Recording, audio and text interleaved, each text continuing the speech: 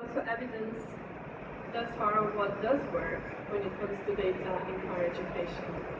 So our research at universities first shows that the sector really appreciates the legitimate business models by edtech firms so that staff and students don't feel exploited. What we mean by that is that our participants were quite concerned when they felt that companies would only take their data and then sell it back to them for a high price, or they would feel exploited when they felt that companies would enclose and exploit data and media assets. So the way how then companies integrate student data in various kind of analytics and products matters very much in terms of how the company is perceived, but also the perceived ethical behavior of the company. So how data is enclosed and monetized, and how much say do universities have in that is really quite important for the perception of the company, as well as access to that data that is collected by external vendors. Second then, promotion and marketing of data outputs must be honest, valid, and evidenced. So the sector does not respond well to over-promising or high-flying ideas without sound basis. And there's quite a lot of that out there. Participants in our research found that there's a lot of empty promises going around, but rather what they would like is really open and honest offer of what a particular data-fied technology can do and how it can contribute to the existing digital ecosystem of the university and how it can be integrated well. The next is that edtech companies should work with universities and especially their individuals as well, like teachers, respectfully and support the aims, cultures and communities. It is not helpful if companies work under the assumption that universities are broken or not fit for purpose, or that academics and teachers are not doing their job well. And it happens surprisingly a lot, that there is this dismissive attitude out there of students and teachers.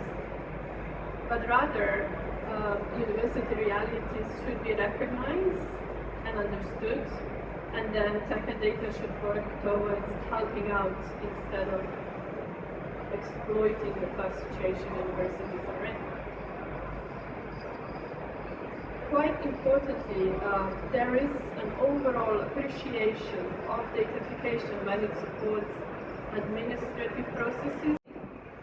So things like saving costs for software licensing based on the trends of how software is used, or saving costs on publishing licensing based on the reading trends of what texts are accessed or not.